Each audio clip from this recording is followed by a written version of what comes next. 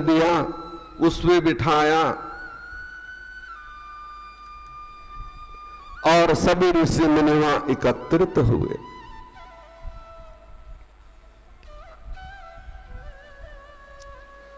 सुमन पिपलाद सुमते कश्यप जम्र भृगु अंगिरा वामदेव सुतीक्षण सरभंग पर्वत मंडव अगस्य कत्यान रक्षित ऋभु कपिल रैम्य गौतम मंगल मौदगिल कौशिक गालभ्य ऋषि अत्रि शक्ति बुद्ध बुद्धे वसु कौंडल्य भृगु हरीश शंकु सकृ शनि हिममंडल पंडु गर्ग कर्णादि जमदग्नि भारद्वाज धूमत मौन भार्गव करकर सौनक आदि सभी ऋषि वहां एकत्रित हुए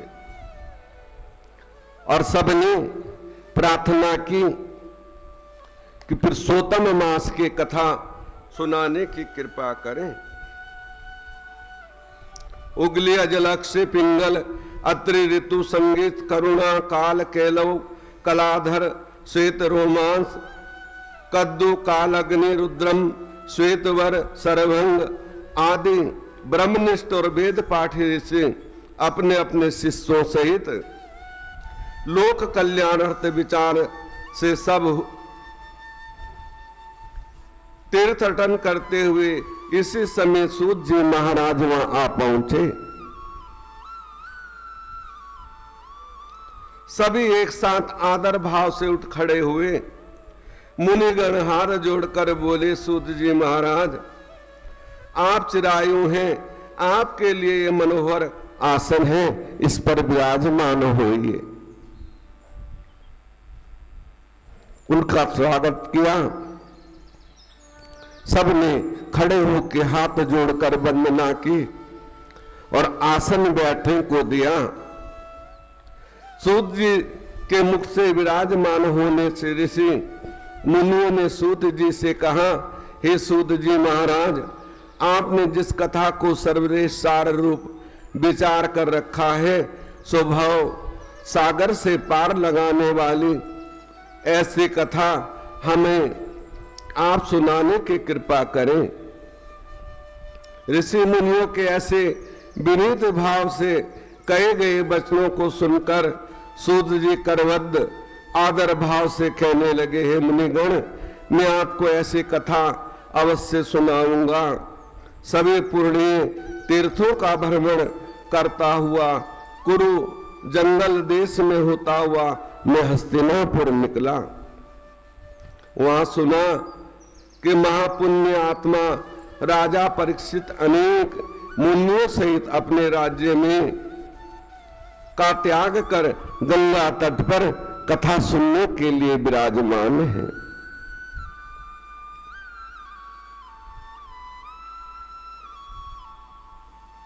आए हैं ऋषिवरों, वहां अपने मन के शंकाओं के समाधान हेतु गया तो वहीं मैंने भगवान के महातेज से युक्त प्रतापी महामुनि सुखदेव जी के दर्शन किया।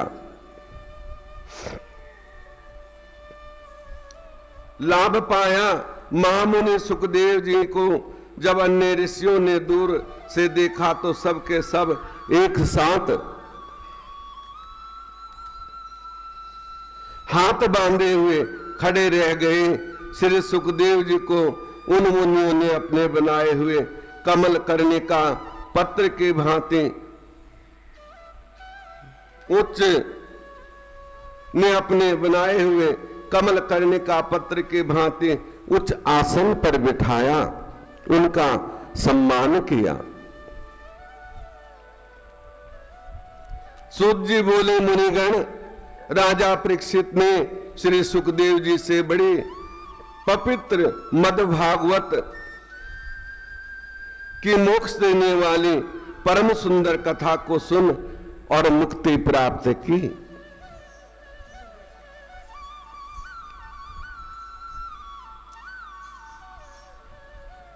उसी कथा का श्रवण कर मैं यहां आप लोगों के निकट आया हूं।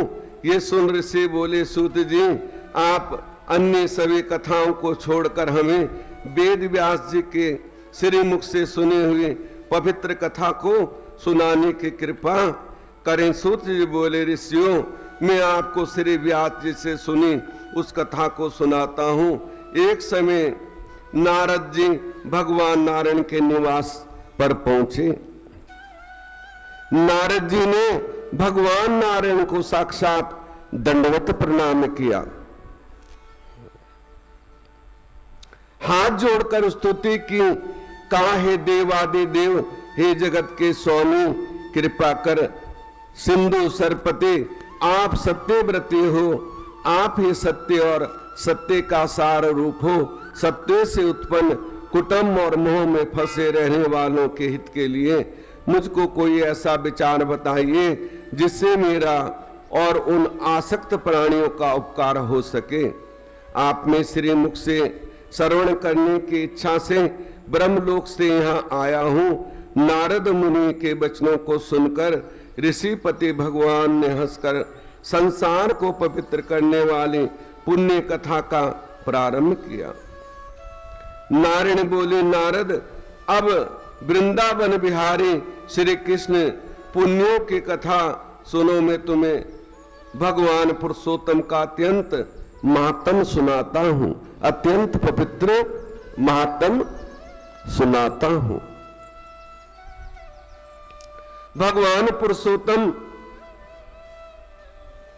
इसके श्रवण करने से यश, कीर्ति, पुत्र एवं मोक्ष की प्राप्ति होती है। नारद जी ने पूछा, हे भगवान, ये तो आपने बड़ी सुंदर बात कही।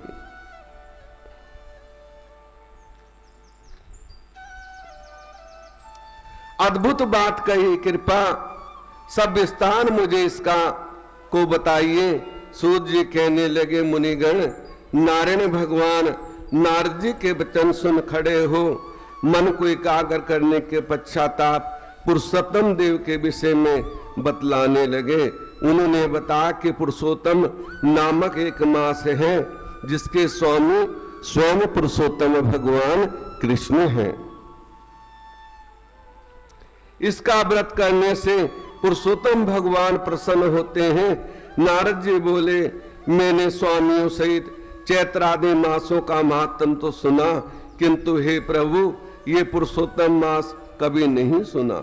सो कृपया मुझे बताइए ये पुरुषोत्तम मास क्या है। स्वामी कृपा करके ऐसी कथा सुनाइए जिसके श्रवण, पाठ और आवरण करने से रोग, शोक, दोष आदि से मुक्त हो जा सके। सूत जी कहने लगे, नारद जी इस प्रकार का वचन सुनकर नारायण मधुर स्वर में पुरुषोत्तम मास की कथा सुनाने लगे। तो इसलिए ये पुरुषोत्तम मास बड़ा पवित्र है। इसमें जो पूजा पाठ दान पुण्य मनुष्य करता है ना, वो अक्षय हो जाता है, क्योंकि भगवान ने खुद अपना नाम इसे दिया है। तो क्यों ना अब पुरुषोत्तम मास है।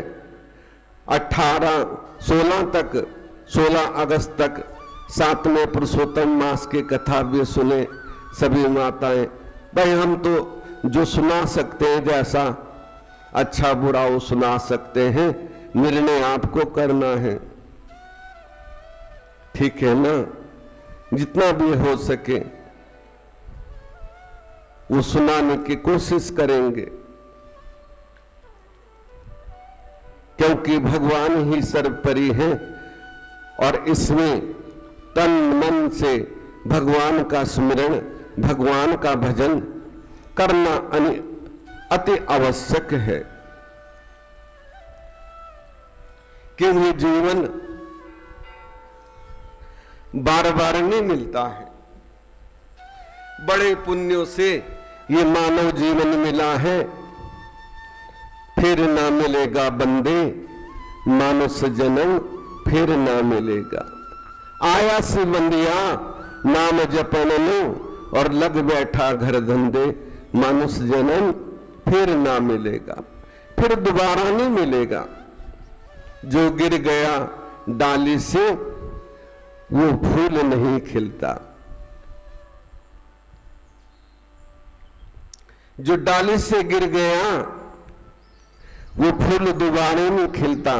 या तो प्रभु के चरणों में चला जाएगा और या नदी में बह जाएगा।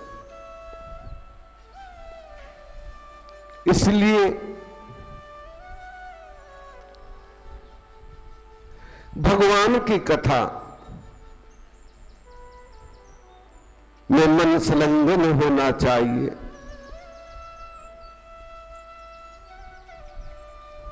भगवान का सानिध्य प्राप्त होना चाहिए।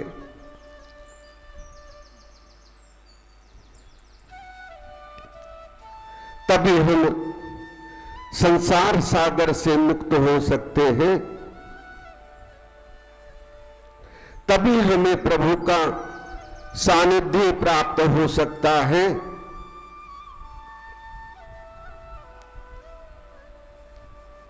इसलिए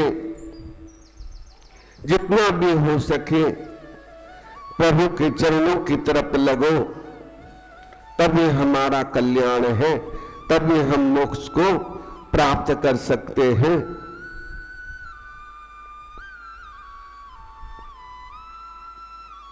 एकाग्र मन हो, हमें इतना भी भान ना हो कि हमारा शरीर है नहीं है।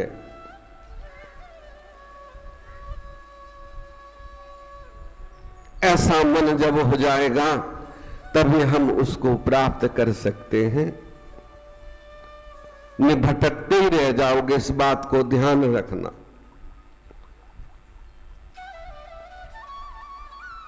अभी यहां भटक रहे फिर वहां भटकना।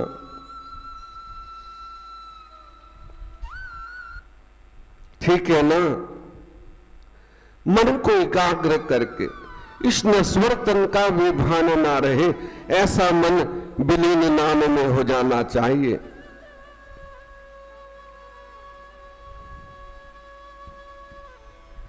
तभी हम संसार सागर से मुक्त हो सकते हैं।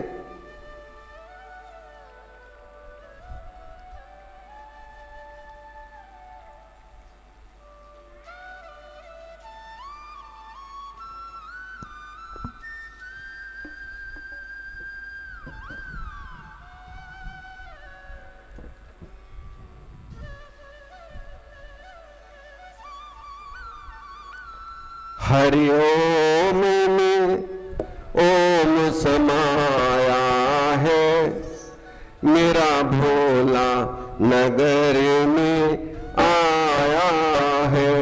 हरि ओम में ओम समाया है, मेरा भोला नगर में आया है। हरि ओम में ओम समाया मेरा भोला नगर में आया है।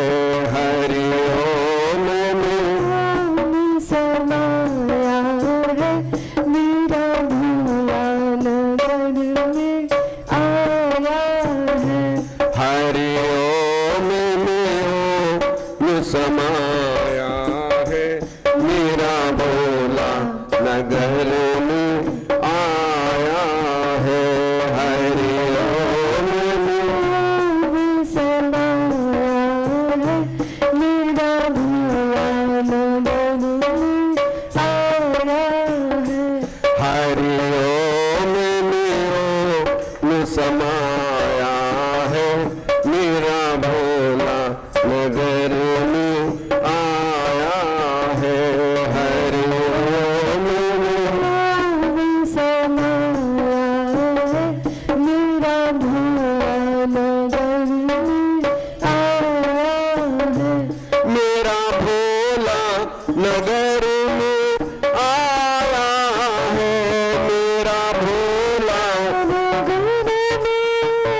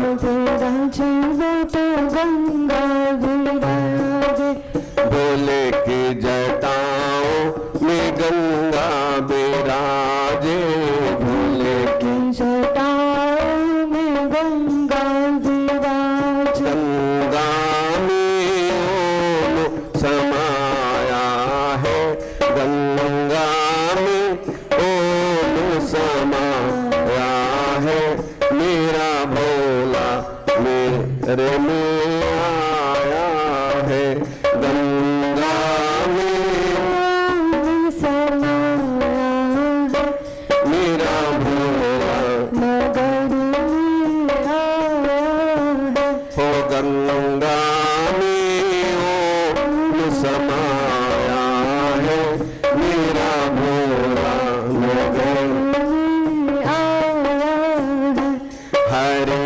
ओम में ओम समाया है मेरा भोला नगर में आया है हरि ओम में ओम समाया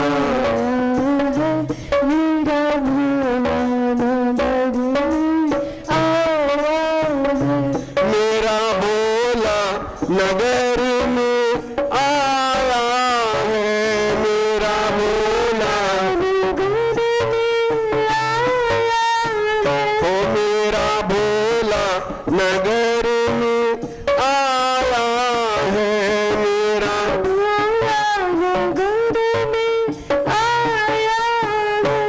हरे ओम में ओम समाया है मेरा भोला है हरि ओम में ओम समाया है मेरा भोला ए भोले के माथे पे चंदा विराजे भोले भोले के माथे पे चंदा विराजे भोले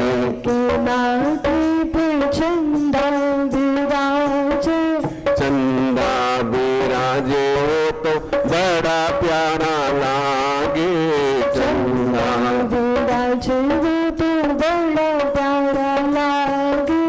चंदा विराजे तो बड़ा प्यारा लागे चंदा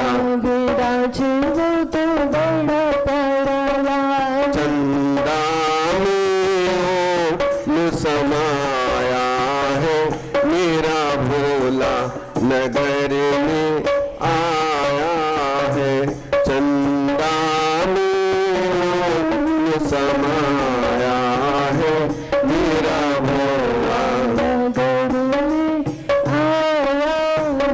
हो हरि ओम में ओम समाया है मेरा भोला नगर में आया है हरि ओम में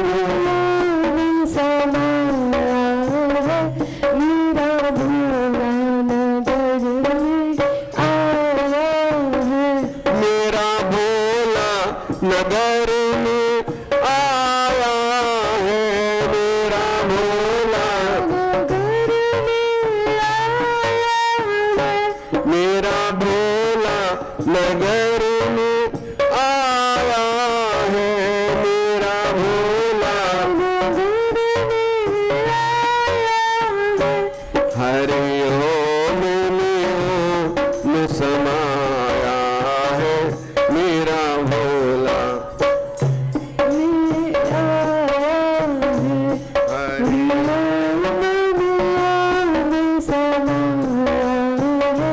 मेरा भोला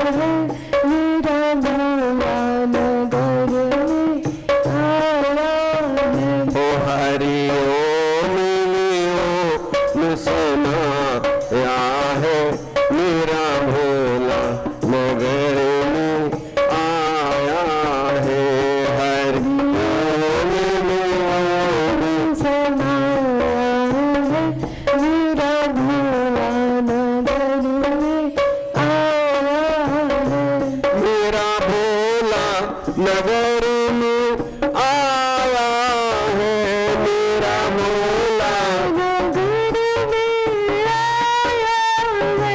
मेरा भोला नगर में आया है मेरा भोला, हरि ओम में समाया है मेरा भोला नगर में आया है।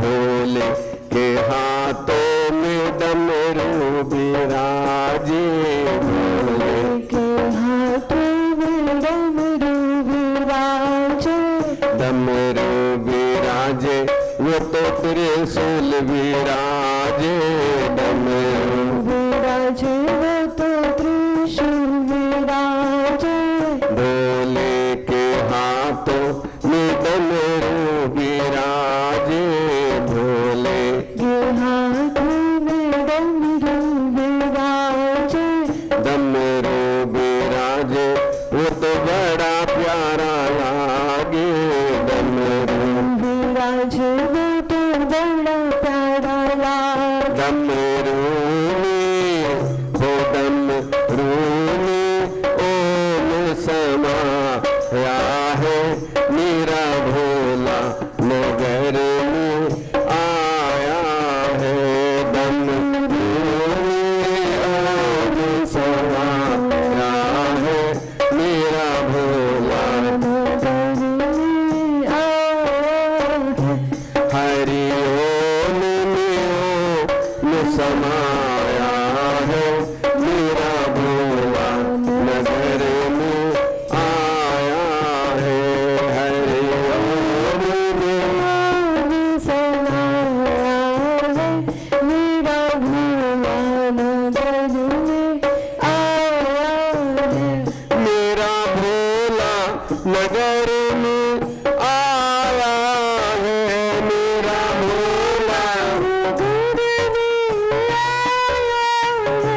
मेरा भोला, मेरा भोला नगर में आया है मेरा भोला, हरि ओम में समाया है मेरा भोला नगर में आया है, हरि ओम मेरा भोला नगर में आया है, भोले के संग में गौरा विराजे, भोले के संग में गौरा विराजे, भोले के संग में गौरा विराजे, भोले के संग में गौरा विराजे, गौरा विराजे वो बड़ी प्यारी लागे, गौरा विराजे वो तो बड़ी प्यारी लागे, गौरा विराजे वो बड़ी प्यारी लागे, गौरा विराजे वो तो बड़ी प्यारी लागे, गोदी में गणपत समाया है मेरा भोला मेरे घर आया है, गोदी में गणपति समाया है मेरा भोला नगर में आया है, हरि ओम में समाया है मेरा भोला नगर में आया है, मेरा भोला नगर में आया है मेरा भोला, नगर में आया है, हरि ओम में समाया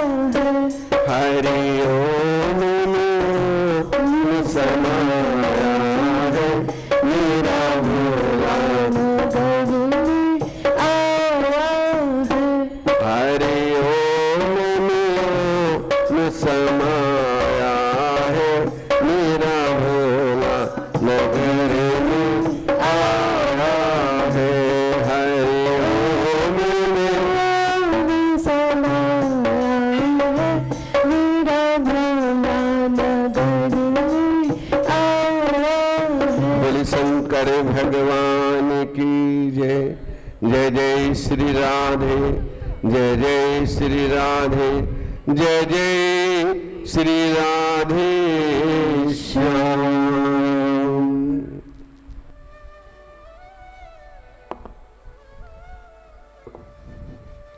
तो भोला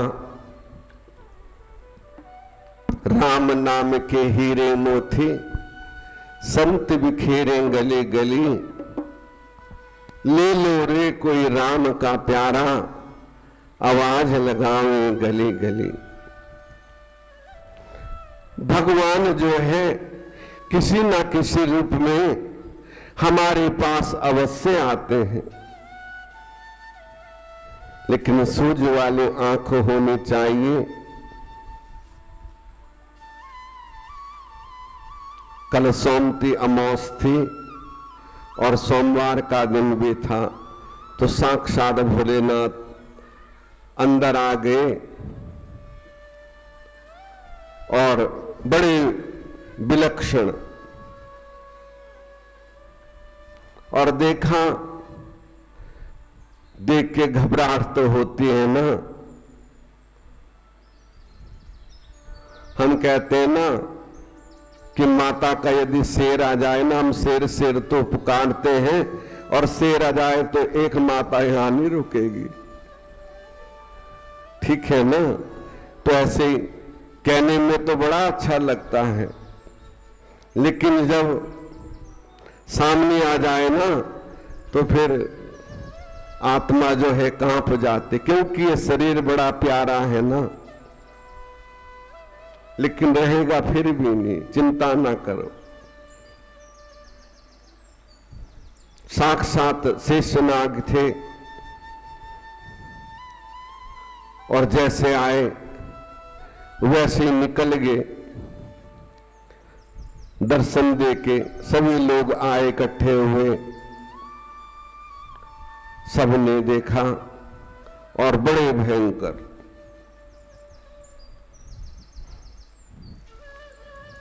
तो डर तो लगता ही है ना, लेकिन कोई भी जीव यदि उसे ना सताए तो हमें कुछ नहीं कहता है। अकस्मात कोई ऐसा लिखा हो तो कहना कुछ नहीं है, लेकिन भय तो लगता ही है ना। तो वो हर जगह है, हर जगह हाजिर है, किस रूप में आ जाए कोई पता नहीं। देखो ये साक्षात है। आज फिर मिस्त्री को बुला के पवन में सारा कुछ जितने छेद वगैरह थे सब बंद करवाए। भाई डर तो लगता ही है, बच्चे घूमते हैं छोटे छोटे, बड़े बड़े छेद हो रहे थे, क्योंकि इसका अभी मेंटेनेंस नहीं हुआ सही ढंग से, तो सारा कुछ ठीक करवाया। तो ये सब प्रभु की कृपा है। पहले तो देखो मंदिर में कैसा विग्रह भगवान का बना, ये सब कथा का ही प्रभाव है। समझने वाले के लिए सब है और ना समझ के लिए कुछ नहीं है। समझ गया तो समझ गया, ना समझे वो अनाड़ी है। जो समझता है वो भगवान को कहीं भी खोज लेता है, क्योंकि वो हर जगह हाजिर है। झपकट मेरा साइया सुनी सेज ना कोई, और बलिहारी वा घटकी जाघट प्रगट होए। दूसरा वाक्य कल हुआ, दूसरा सोमवार था। पहले सोमवार को वो हुआ, दूसरे को साक्षात शेषनाग जी जो है दर्शन देने आए हैं।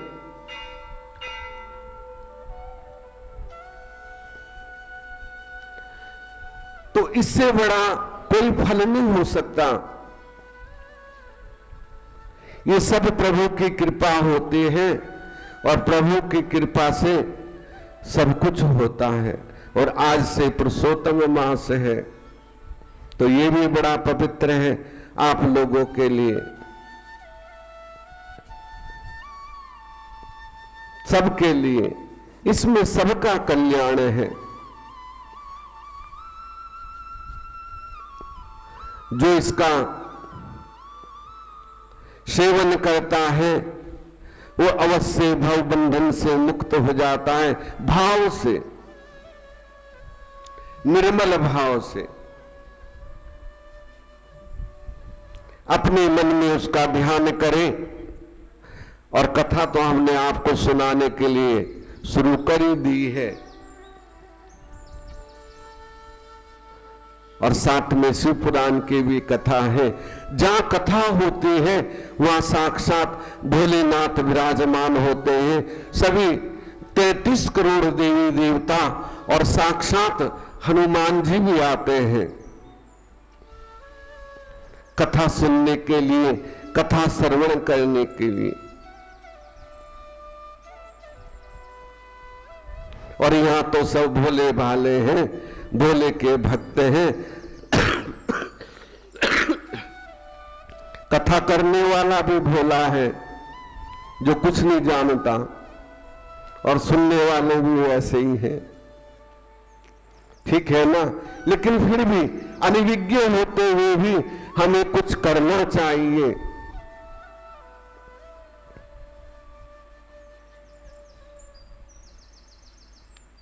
तभी हमें प्रभु का सानिध्य प्राप्त हो सकता है। मैं अज्ञान मलिन मति अवगुण की हूं खान, और प्रभु मेरे अवगुण बख्श दो, सायब बख्शनहार। ऐसी प्रार्थना निम्न से निम्न, छोटा से छोटा बन के हमें रहना है, बिल्कुल हल्का। और जो हल्का बन के रहता है ना, ये बात सच्ची और पक्की है कि अवश्य प्रभु उसके आसपास रहते हैं। उसको एहसास होता है कि मेरे साथ कोई है।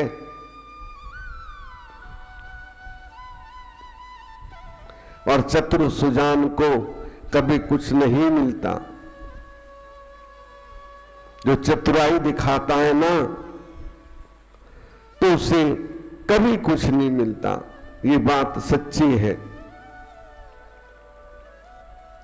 तो इसलिए हमें बिल्कुल भोलेपन, हल्कापन होना चाहिए।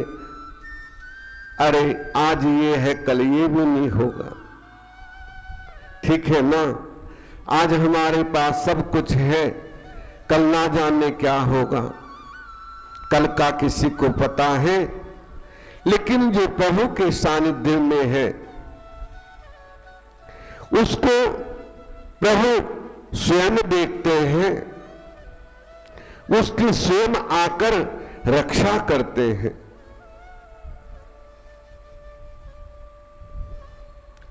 संसार के लोगों से आशा न किया करना, संसार के आशा न किया करना, जब कोई न हो अपना। सिया राम कहा करना, जब कोई न हो अपना। सिया राम संसार के लोगों से आशा न किया करना, संसार के लोगों से आशा न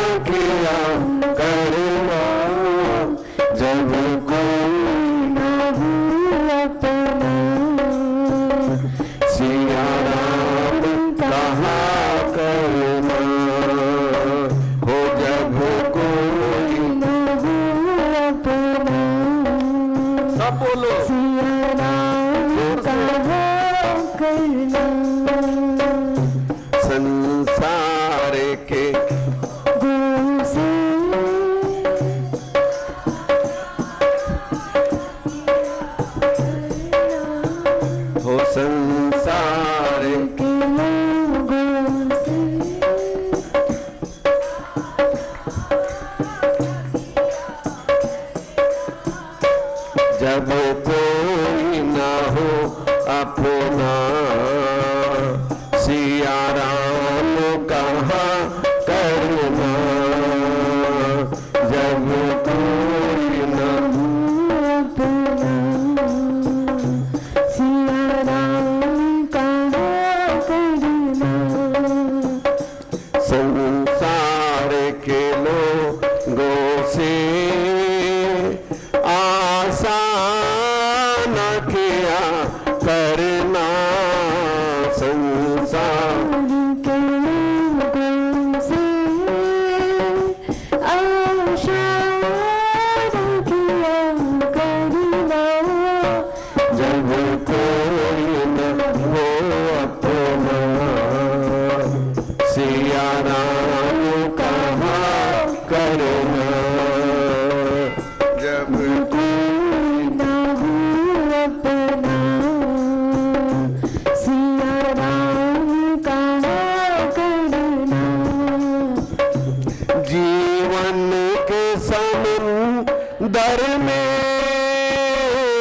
तूफान भी आते हैं, जीवन के समुंदर में तूफान भी आते हैं। हो जीवन के समुंदर में तूफान भी आते हैं, जीवन के समुंदर में तूफान भी आते हैं। जो हरि को भजते हैं, हरि आप बचाते हैं, जो हरि को भजते हरि आप बचाते हैं। जो हरि को भजते हैं, हरि आप बचाते हैं, वो आप ही आएंगे, वो आप ही आएंगे, बस याद किया करना, वो आप ही आएंगे, बस याद किया करना, जब कोई न हो अपना,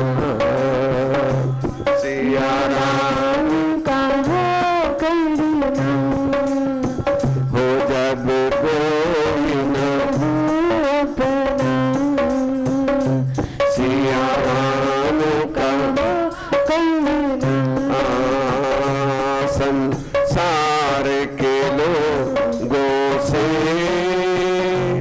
आशा न किया करना, संसार के लोगों से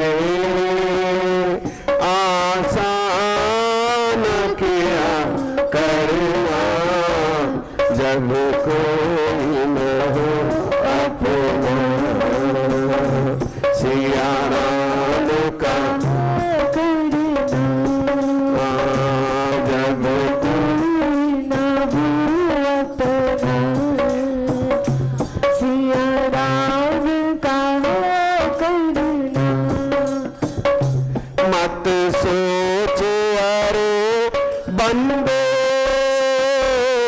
हरि तुझसे दूर नहीं, मत सोच अरे बंदे, हरि तुझसे दूर नहीं। हो, मत सोच अरे बंदे, हरि तुझसे दूर नहीं, मत सोच अरे बंदे, हरि तुझसे दूर नहीं। हो जब कष्ट हो भक्तों पर, प्रभु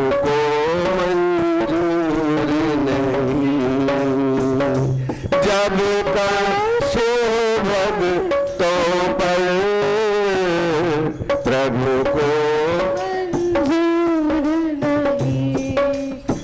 हो मत सोच हरे बंदे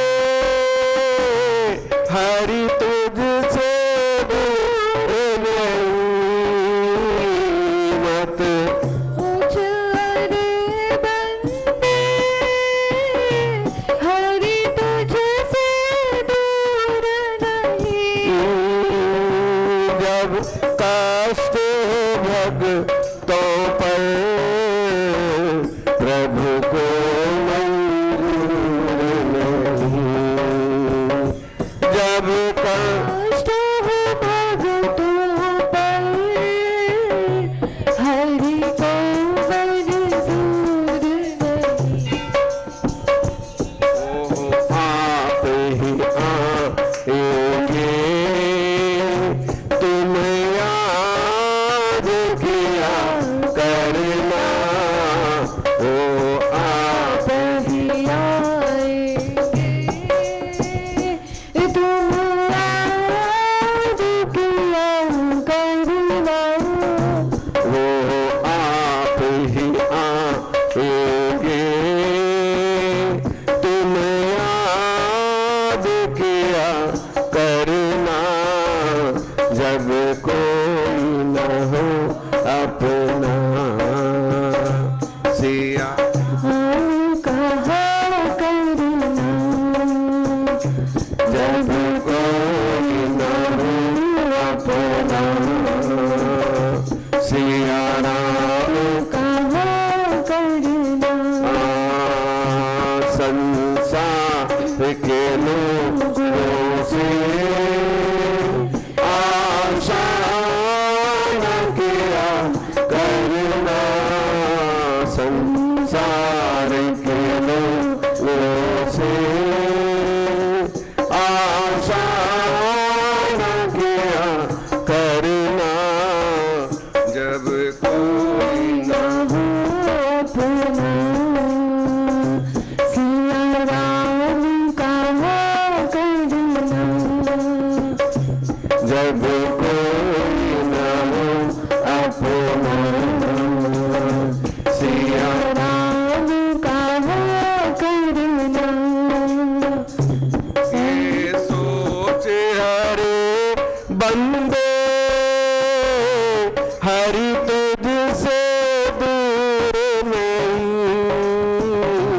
ये सोच हरे बंदे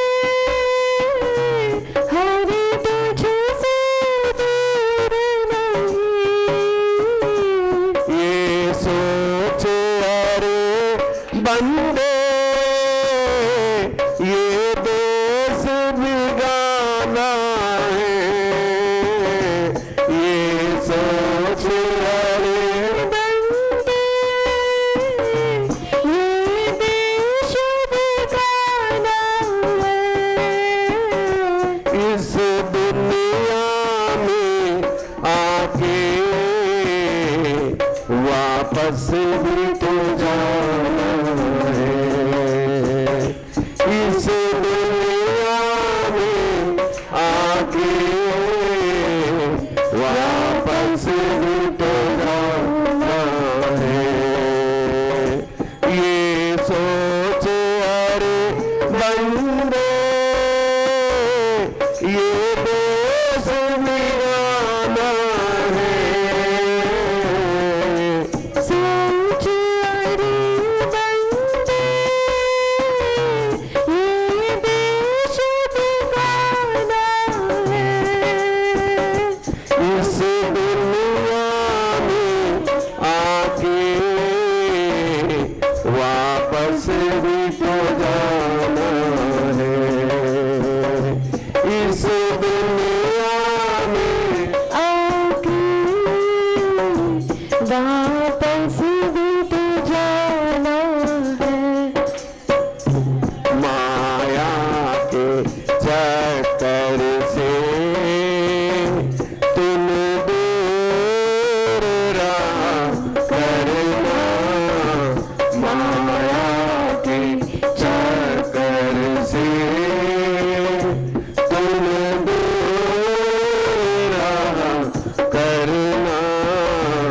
जब कोई न हो अपना, सिया राम कहा करना, जब कोई न हो अपना, सिया राम कहा करना, संसार के लोगों से आशा न किया करना, संसार के लोगों से आशा न किया करना, जब कोई न हो अपना, सिया कहा करना, हो जब कोई न हो अपना, सिया राम कहा करना, द्रौपदी ने पुकारा जो प्रभु बेचैन हुए, द्रौपदी ने पुकारा जो प्रभु बेचैन हुए, द्रौपदी ने पुकारा था प्रभु जी बेचैन हुए, द्रौपदी ने पुकारा था प्रभु के शरण हुए, वो चीर बढ़ाने को खुद सभा में मौजूद हुए, वो चीर बढ़ाने को खुद चीर में प्रकट हुए, वो चीर बढ़ाने को खुद चीर में प्रकट हुए, वो चीर बढ़ाने को खुद चीर में प्रकट हुए, की लाज बचाए, वो सबकी लाज बचाए, वो सबकी लाज बचाए, तुम ध्यान किया करना, वो सबकी लाज बचाए, तुम ध्यान किया करना, जब कोई हो अपना,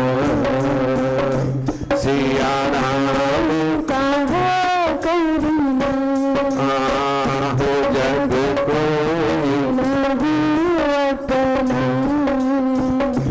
सिया राम कहा करना, राधे राधे गोविंद गोपाल, राधे राधे राधे गोविंद गोपाल राधे, राधे राधे गोविंद गोपाल, राधे राधे राधे गोविंद गोपाल भाव होना चाहिए, राधे राधे गोविंद, राधे राधे राधे गोविंद, गोपाल राधे, गोविंदा गोपाला, गोविंदा गोपाला, मेरो मुरली मनोहर नंदलाला, मेरो मुरली मनोहर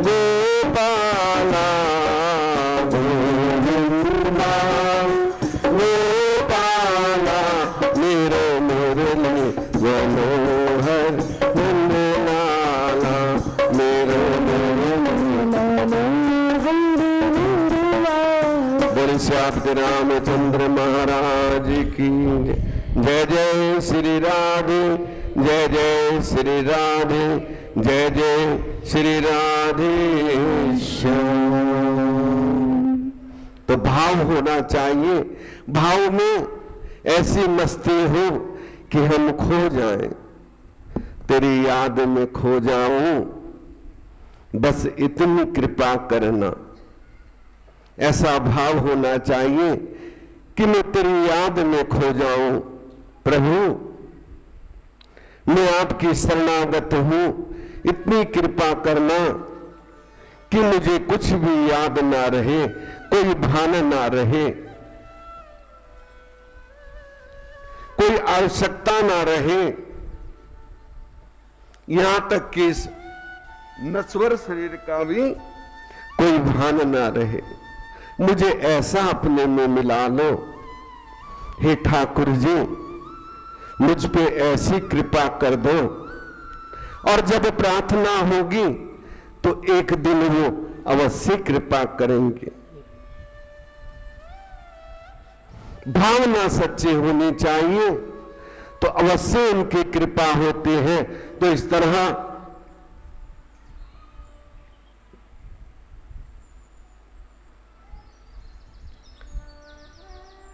व्यास जी बोले, सनंद कुमार जी, ब्रह्मादिकों के साथ ले जब विष्णु शिवलोक में पहुंचे तो उन्होंने क्या देखा?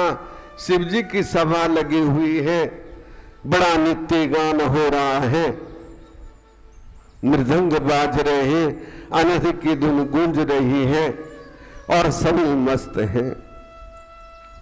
सभी देवता उपस्थित हुए, प्रार्थना की। सनंद कुमार बोले, महेश ने गंधर्व चित्ररथ को अपना दूत बनाकर शंखचूड़ के पास भेजा। उन्होंने प्रार्थना की, प्रभु शंखचूड़ ने बड़ा अत्याचार किया है, सभी देवताओं को अमरापुरी से निकाल दिया, इंद्रपुरी से निकाल दिया। फिर जब वहां शांति हुई तो महेश ने गंधर्व चित्ररथ को अपना दूत बनाकर शंखचूड़ के पास भेजा, जिसका नगर महेंद्र और कुबेर के भवन के समीप था। वहां पहुंचकर दूत ने कहा, तुम देवताओं का अधिकार दे दो, अन्यथा मेरे साथ युद्ध करो। मैं महारुद्र तुम्हारा वध करूंगा। मेरा नाम पुष्पदंत है। शंकर ने मुझे कहा है, वही से मैं तुमसे कह रहा हूं। अब जैसा कहो मैं ऐसा जाकर उनसे कह दूं। सनंद कुमार कहते हैं कि तब पुष्पदंत ने ऐसा सुनकर राजा ने हंसकर उससे कहा कि देवताओं को राज्य ना दूंगा, ये पृथ्वी वीर भोग्य है। मैं देवताओं के पक्ष का घाती रुद्र से युद्ध करूंगा और मैं पहले रुद्र पर आक्रमण करूंगा, सुबह रण में प्रस्थान करूंगा। तुम जाकर ऐसा रुद्र से कह दो। पुष्पदंत अपने स्वामी शिव जी के पास लौट आया और उसने सारा समाचार सुना दिया। क्योंकि जब जब धरती पे असुर बढ़ते हैं तो देवताओं मारे मारे फिरते हैं।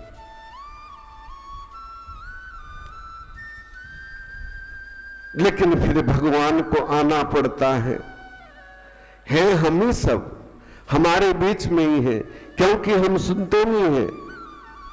बुरा काम करना होगा फटाफट कर लेंगे, और यदि अच्छा काम करना होगा हाँ सोचेंगे, करेंगे, ये है वो है, दुनिया भर की बातें बना देते हैं। और जब भगवान अपना हथौड़ा चलाता है ना, फिर कहीं पेट में पत्थर कर देगा, कहीं गुर्दे में कर देगा, कहीं कुछ कर देगा, कहीं ब्लड में इन्फेक्शन हो जाएगा। फिर डॉक्टरों के पास भागते फिरते हैं, फिर तो हाथ जोड़ते हैं, क्योंकि ये जान बड़ी प्यारी है। फिर वहां 10 लाख देने पड़ जाए कोई चिंता नहीं, और ये भी पता नहीं कि बचेगा भी नहीं बचेगा।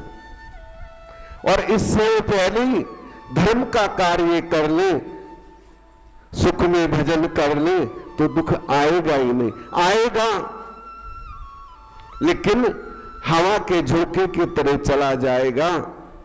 ये सच्ची बात है, लेकिन हम करें तब ना। ये मन बड़ा पापी है, इसको समझाना बड़ा मुश्किल है। तो जो नहीं करना वो हम कर लेते हैं, जो करना है वो नहीं करते हैं। यदि कह भी दिया पंडित जी ने, किसी संत ने, हाँ कोई नहीं देखेंगे, ये नहीं कहेंगे करो, अच्छी बात है, अच्छा काम करो, मैं भी सहयोग करूंगा, देखेंगे। फिर यदि समय आ गया तो कह देंगे अभी वहां इतना खर्चा हो गया, अभी वहां इतना हो गया। तो जहां 100 की बात होगी वहां 10 ही रुपये निकालते हैं। बस इतना भगवान स्वीकार कर लेगा, क्योंकि भगवान तो कभी मांगते ही नहीं कुछ, वो तो देने वाले हैं। लेकिन भगवान ने कहा जो मैंने दिया है उसमें से ही तू मेरे अर्पण करता है, तो मुझे क्या देता। मैं तो ये देखता हूं कि कौन मेरा भक्त है। अरे जो तू दे रहा है ना, उससे सहस्त्र गुना करके मैं फिर तुझे लौटा देता हूं। तू जरा करके तो देख, एक कदम उठा के तो देख, मैं 100 कदम तेरी तरफ आऊंगा और तेरी हर तरह से रक्षा करूंगा। मेरी ये सत्य प्रतिज्ञा है। लेकिन तू एक कदम नहीं उठाएगा तो मुझे क्या जरूरत पड़ी 100 कदम चलने की। एक कदम तो तुझे उठाना ही पड़ेगा। द्रौपदी ने एक बार पुकारा, हे कृष्ण। इतना कहने से उन्होंने चीर बढ़ा दिया के, तो क्या ठाकुर जी कम कृपा करते हैं? अरे हम चल के तो देखें, वो अवश्य दौड़ आएंगे, लेकिन हम चलना ही नहीं चाहते। तो इस तरह से ऋषि सनन कुमार बोले। तब दूत ने इन वचनों को सुनकर शंकर को क्रोध आ गया और उन्होंने अपने वीर भद्रिक गणों को बुलाकर दोनों कुमारों को भद्रकाली सही संचूड़ से युद्ध कर उसका वध करने के लिए शीघ्र गमन किया। आज्ञा दी, अश्वें अपने वीर गणों सैनिकों सहित प्रस्थान किया। सभी वीर शंखनाद से शंकर के साथ चले। कार्तिकेय और गणेश जी सब सेना के सेनापति, 8 भैरव, 8 वसु, 11 रुद्र, 12 सूर्य सभी शीघ्रता से वहां पहुंच गए। अग्नि, चंद्रमा, विश्वकर्मा, अश्वनी कुमार, कुबेर, नेत्रादि, नलकूबर, वायु, वरुण, बुद्ध सभी मंगलिक ग्रह तथा महाबली काम शंकर जी के साथ आए तथा वीर पार्षदों सहित भुजा वाली देवी भद्रकाली भी अश्व में आ गई और बड़ा युद्ध हुआ। शंखचूड़ कोई कम बली नहीं था, बहुत बली था, बड़ा धनवान था। कुबेर से भी ज्यादा संपदा उसके पास थी। तो आज तो क्या है, लेकिन प्रभु के भजन बिना सब बेकार है, ये जीवन भी बेकार है। सनंद कुमार बोले, मुनिराज, शिव जी के दूत चले जाने पर दानव शंखचूड़ ने अपने अंतपुर में जाकर तुलसी से कहा,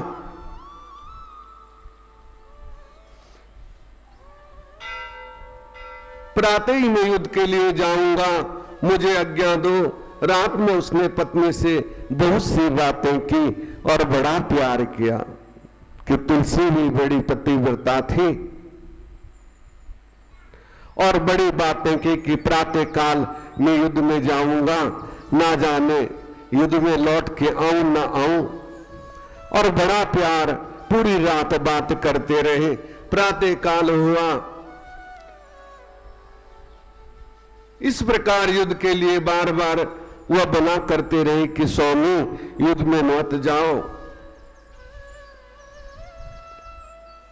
रोती हुई प्रिय को बहुत समझाकर, युद्ध के लिए बार बार निषेध करती समझाकर अनेक प्रकार से धैर्य दिया और सेनापति को बुलाकर सेना तैयार कराई। अक्षण मात्र में उसके दुर्मद वीर युद्ध के लिए तैयार हुए। मौर्य, कलिंग, नेमि आदि सभी उसके साथ चले। 3 लाख अक्षौणी सेना युक्त मंडलिक छावनी से बाहर हुआ। गुरुजनों को आगे कर श्रेष्ठ रथ पर सवार युद्ध करने चला। चलते पुष्प भद्रा नदी के तट पर अक्षय वट के नीचे अपना डेरा लगाया। वहां उसने शिव जी की सेना को देखा। तुलसी के मना करने पे भी पत्नी ने बहुत समझाया। कहते हैं ना कि पत्नी का भी कहना मान लेना चाहिए। सनम कुमार बोले, दानवेंद्र अपने दूत को शिव जी के पास भेजकर कहलाया कि मैं शंखचूड़ आ गया हूं, क्या इच्छा है। तब शंखचूड़ के दूत ने ये वाक्य महादेव जी को प्रसन्न बोले, दूत तुम जाकर अपने स्वामी से कह दो कि मैं वैर त्याग कर उनसे संधि कर लो, उनका राज्य उन्हें देकर सुख से अपना राज्य करो। जो देवताओं का आपने राज्य लिया है वो लौटा दो और सुख से अपना राज्य करो। लेकिन आपने जो कुछ कहा वो सत्य है, परंतु मेरा निवेदन सुनिए, सारे दोष असुरों में नहीं है, देवताओं में भी तो दोष है। मधुकैटभ दैत्य के सिर को किसने काटा? त्रिपुर के साथ युद्ध कर उसको क्यों भस्म किया गया? आप देवताओं का ही पक्ष लेते हो, दैत्यों का कुछ पक्ष नहीं लेते। क्योंकि जो जैसा कर्म करता है ना उसे फल तो मिलता है। दैत्य तो एक तरफा ही थे, वो बुरे काम करते थे, साथ में दान पुण्य भी करते थे, लेकिन प्रभु का भजन नहीं करते थे। और देवता भजन भी करते थे, आराधना भी करते थे, जैसे भी हो प्रभु का सुमिरन करते थे। अंतर इतना ही था, इतना ही अंतर है और कोई अंतर नहीं। इस तरह से तुम ऐसे जाकर शंखचूड़ से कह दो। इस प्रकार वचनों को सुनकर शिव जी ने कहा, मैं तो भक्तों के आधीन हूं, क्योंकि मैं तो भक्तों के बस में हूं। मैं उन संतों का दास जिन्होंने मन मार लिया, तन मारा मन बस बहा, सभी भ्रम बहे दूर, और बाहर तो कुछ दिखे नहीं, अंदर झलके नूर, जिन्होंने मन मार लिया। मैं उन संतों का दास हूं, इसलिए मुझे देवताओं के लिए आना पड़ता है, राक्षसों का संहार करना होता है। इस तरह महाघोर युद्ध हुआ, सभी वीर कट कट के खून की नदियां बहने लगी, चारों तरफ हाहाकार हो गया और भद्रकाली सभी का खून पीने लगी। इस तरह शंखचूड़ से महाघोर संग्राम हुआ। आगे की कथा कल आपको सुनाएंगे। आज मंगलवार है और वैसे भी अब 7 बज चुके हैं, तो हनुमान चालीसा का पाठ भी होता है। जिन माताओं ने बैठना वो बैठ सकती हैं, और जिन्होंने जाना है वो प्रसाद लेके चली जाएं। बाकी हनुमान चालीसा का पाठ होगा, आप शिव जी की आरती कर लीजिए, उसके बाद फिर और आरती होगी। बोले शंकर भगवान की।